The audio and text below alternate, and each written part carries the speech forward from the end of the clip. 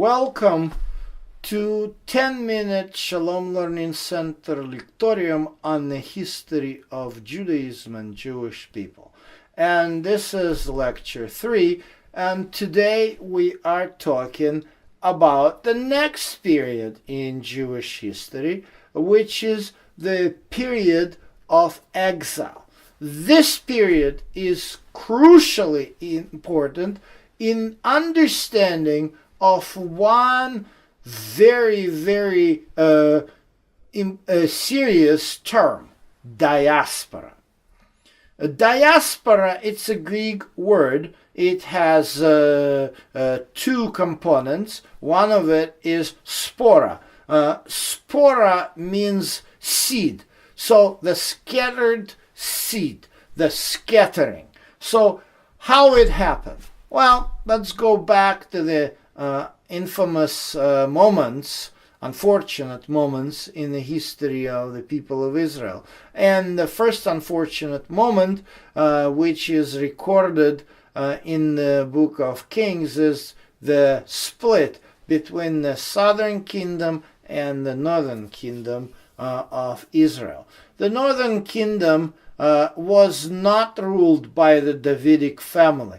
It was ruled by several different dynasties, started with the infamous Jeroboam, the son of Nebat, who disappointed God very much when he instituted a separate religious cult of the worship of the golden calves. There was one golden calf in the south, in the town of Bethel, and there was another golden calf in the north, in the town of Dan.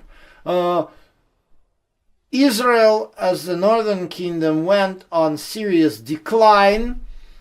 This decline ended with Assyrian invasion, which in 720 BC led to the deportation of the 9 tribes of Israel into the eastern areas of Assyrian Empire, which were called as the land of Medes, possibly Central Asia, and they ended up there. The reason why they ended up there and never returned was because all these people did not have any beliefs in God, and as a result, they easily intermarried with the local pagans and assimilated and basically lost their identity and forgot their heritage. That's why when we talk about the period of exile, we're talking about the southern kingdom, the Judah, and the 2 small tribes, Simeon and Benjamin, which tugged along the side of the largest tribe, Judah. The history of Judah after the deportation of the 9 tribes of Israel was kind of like a seesaw curve. The king Ahaz was a very evil pagan king, which was replaced by his son Hezekiah, which was great and faithful king, who walked in the ways of the Lord. But his son Manasseh began the evil ways and went back into the paganism, and then there was a religious revival under Josiah, which led to some course correction, but unfortunately under King Jehoiakim, and then his son Jehoiachin or Coniah, and then Zedekiah, Nebuchadnezzar was able to take over Jerusalem, destroy the city, and destroy the temple. But Nebuchadnezzar in 586 did not deport all Jewish people into Babylonian captivity. He deported only the elite. The poor people, according to what is written in the last chapters of the book of Jeremiah, stayed on the land. Jerusalem was destroyed, so the nearby village, Mitzpah, was selected as the seat for the appointed by Babylonian king governor Gedaliah, who ruled and was responsible for Judea, which lost its independence. It was a province of Babylon.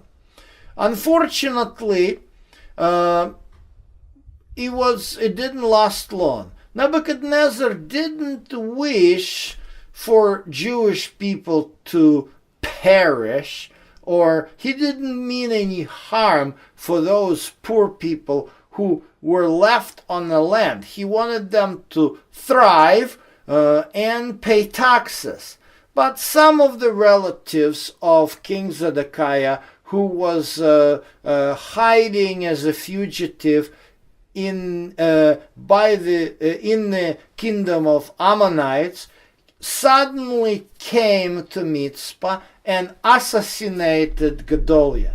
This assassination gave a start to the chain of events, which is very, very important in our understanding of the Second Temple Judaism. What happened was the officers of Judean army that whom Nebuchadnezzar did not kill in a battle, who served Nebuchadnezzar as the police force keeping law and order now in Judean province, when they saw that they missed the assassination and didn't punish the assassins, they decided that Nebuchadnezzar is going to come back and kill them all. In spite of fervent appeals by prophet Jeremiah not to go anywhere but just stay in the land, the officers of Judean army gathered the people of Judah, picked up, and went down to Egypt. This is why the period of exile is very important in our understanding of the origin of Jewish diaspora in the early centuries. Jews who came down to Egypt settled there for a long time. They formed Egyptian diaspora as opposed to Jews who came to Babylon, who were taken to Babylon over the 3 times. 3 times Nebuchadnezzar troops came to Jerusalem. First time it was 605 BC, and at this time King Jehoiakim just surrendered, and the city wasn't harmed. He paid the tribute, and Nebuchadnezzar took some people. That's when Prophet Daniel ended in Babylonian captivity. Then the second time was in 597 BC. At this time, the city was besieged by Nebuchadnezzar. The king Jehoiakim died. The young king Coniah or Jehoiakim surrendered, was taken captive and imprisoned, and the new captives were taken. And of course, the third time, 586 BC, that's when the rest of the captives were taken. So this became the Babylonian diaspora. So this is how far we need to go back in the biblical narrative to trace these two diasporas, the Egyptian and the Babylonian.